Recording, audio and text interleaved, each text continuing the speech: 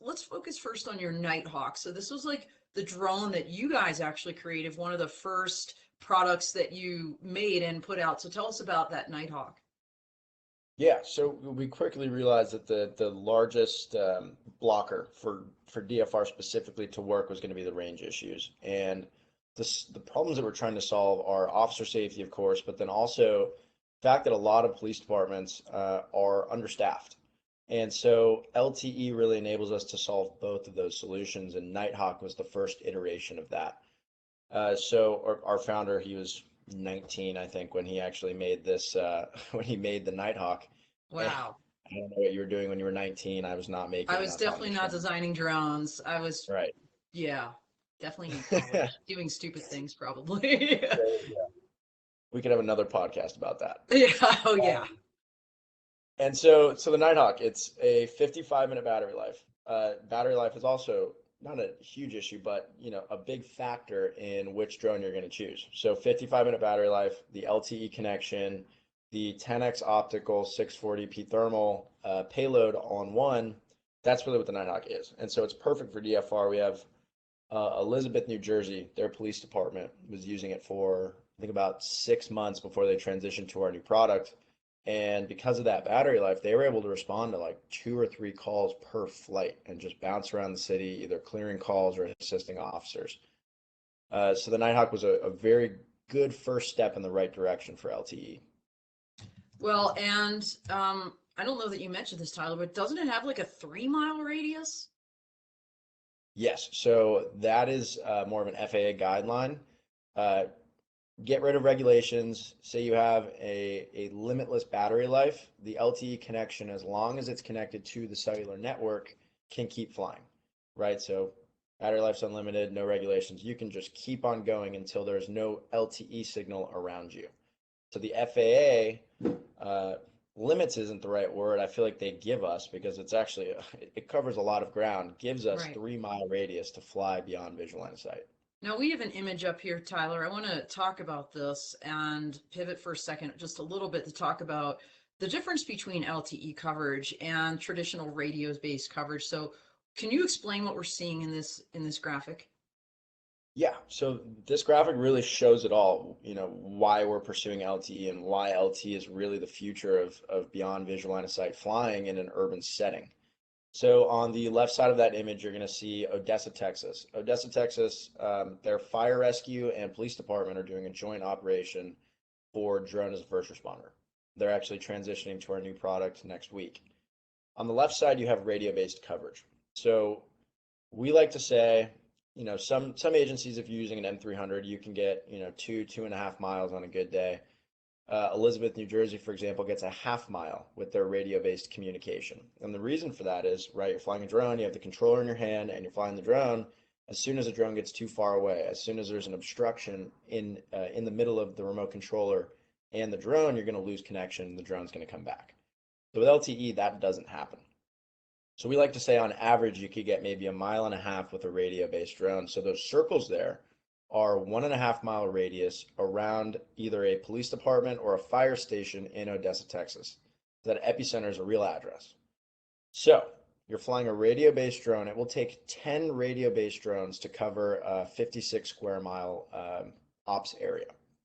So that's what you're seeing on the left. The black circles are areas where there's actually a fire station or a police station to securely keep that aircraft. The red circles are areas they would like to cover but can't because they have nowhere to put them. Okay. Flip to the right side. So this is the LTE based coverage. That's a 3 mile radius, which again, we can consistently hit with LTE provided there's a cellular connection. This is an urban environment. There is a cellular connection throughout their city. So it only takes 3 drones to geographically cover their entire city. So imagine buying 3 M300s, which is about $75,000 with the H20T versus buying 10. So there's huge cost savings just by using LTE in that regard. Same thing for software license. But there's another big, massive benefit, and that is the fact that we don't need RPICs on the roof. Don, do you want me to get into that right now? Yeah, let's do that. We take that image down and I don't we don't have an image of a first responder on the roof. I have an image in my head from that conversation with Tani, and I remember her saying that, you know, they have to build kind of makeshift coverings up there, to shield them from the elements. And I think I recall her talking, well, she's in California, and so sometimes the heat, and God forbid now, like the ridiculous amount of rain they're getting. So tell us about the benefits of LTE and why you no longer need a RPIC on the roof. Yeah. So, and just for context, all day long, what I do is set up and design DFR programs, launch locations, FAA regulations. What kind of altitudes do we want to get within those grid squares? Should we get them raised? All the way through training and onboarding and actually seeing the program come to fruition, and then 6 months, a year later, it's actually working. So when you're designing a DFR program, you need to think about scalability. And with radio-based solutions, that map that we were just showing, at the epicenter of every single one of those 1.5 mile radius with the radio-based drone, you need an RPIC, remote pilot and command, on the rooftop, holding that remote controller. This isn't so much an FAA issue as it is a technology issue. So when I'm submitting a ConOps with my mitigations, the two mitigations I put in there are VOs are sufficiently covering the city to be able to see 2 miles around the drone at any given time, And I'm going to and interrupt you for constant. 1 second because I'm an acronym. I'm like very sensitive. So ConOps, for those that don't know, are concepts of operations, and a VO is a visual observer. Now, most of our viewers probably know that, but for those that don't, I want to make sure everybody's on the same page. So when you submit this ConOps or concept of operations to the FAA, the one thing you said was visual observers need to be where?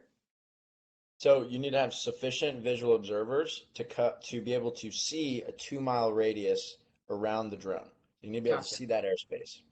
And then you need to have constant communication with the RPIC, or the person who's actually flying that drone. So why is this a technology issue? Radio-based communication, again, the reason they're up on the roof and they're holding that remote controller is because they're trying to maximize the range that they can get between that C2 link, the radio-based C2 link. With Command and the control. LTE, yes, command and control. Command and I'm control. gonna stay on you, Tyler. Okay.